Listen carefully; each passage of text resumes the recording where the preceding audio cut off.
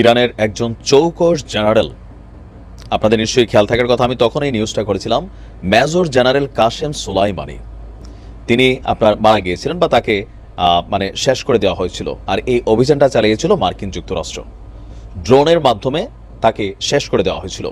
আর এই ঘটনায় সমগ্র ইরান জুড়ে বিক্ষোভ, প্রতিবাদ, তারপর হচ্ছে পলিটিক্যালি বক্তব্য আসছিল। ফাইনালি একটা সিদ্ধান্ত নেওয়া হয়েছিল, আল্লাহ যদি বাছাই রাখে তাহলে ট্রাম্পকে ওই পারে পাঠাই দিবে, এরকম একটা প্রতিশোধমূলক বক্তব্য আসছিল। তো সেইখানে ঠিক আজকে 4 বছর পরে যখন ডোনাল্ড ট্রাম্প প্রেসিডেন্ট নির্বাচন হয়েছে, তার ঠিক কয়েকদিন আগে একটা পক্ষ ইরান এবং ট্রাম্প ইস্যুতে মাঝখানে কাজ করছে। এটা কিন্তু এখনের ইস্যু না, এটা লম্বা একটা প্রসেসিং, যেন ট্রাম্পকে কোনো কিছু ইরান না করে, তাকে যেন ওই পারে না পাঠাইতে বা এমন কোনো মিশন যেন পরিচালনা না করে যেটা ট্রাম্পের জীবনের জন্য ক্ষতিকারক হবে। এখন তখনও সে প্রেসিডেন্ট ছিল না। আর এটা নিয়ে আপনি দেখেন বাইডেন প্রশাসন, আপনারা তাদের রাজনীতি দেখেন, ট্রাম্প ক্ষমতায় আসার আগেই বাইডেন প্রশাসন ইরানকে সতর্ক করেছিল ট্রাম্পের জীবনের উপর যদি কোনো হামলা চালানো হয় তবে তা অ্যান অ্যাক্ট অফ ওয়ার বলে বিবেচিত হবে। নিউ ইয়র্ক টাইমসের বরাত দিয়ে এই তথ্যটা কিন্তু সামনে আসছিল যে সোজা ইরানের বিরুদ্ধে অভিযান চালাবে মার্কিন যুক্তরাষ্ট্র। তো 2020 সালের ওই ঘটনার পর এই অক্টোবরে মধ্যস্থতাকারীদের মাধ্যমে একটা বার্তা পাঠানো হয়েছিল আপনার ইরানকে, কারণ ট্রাম্পের উপরে 2টা হামলা হয়েছিল, আপনাদের খেয়াল থাকার কথা, নির্বাচনের মাঝখানে।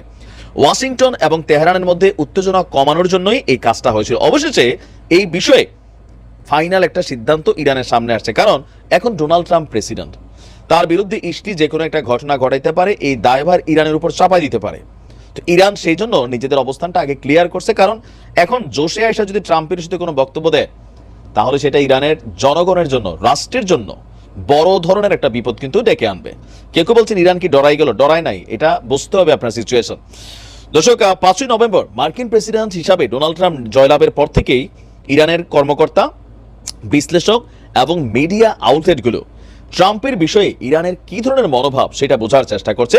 আর আজকে ইরান সেই বার্তাটা দিয়েছে যে আপনার কি বলা হয়, যে ইরান বলছে যে ট্রাম্পকে শেষ করার কোনো ইচ্ছা ইরানের নেই। আর এই বার্তাটা আপনার সর্বোচ্চ নেতা ইরানের যিনি আছেন তার কাছ থেকে এসেছে, যে ইরান মার্কিন যুক্তরাষ্ট্রের প্রেসিডেন্ট না থাকা অবস্থায়ও বা এখনো আপনার ট্রাম্পের ব্যাপারে ওই পারে পাঠানোর জন্য কোনো ধরনের সিদ্ধান্ত তারা নাই। তবে মার্কিন কর্মকর্তারা আশঙ্কা করছিলেন সোলাইমানি হত্যার প্রতিশোধ নিতে ট্রাম্পের উপর অভিযান একটা চালাবে তেহরান।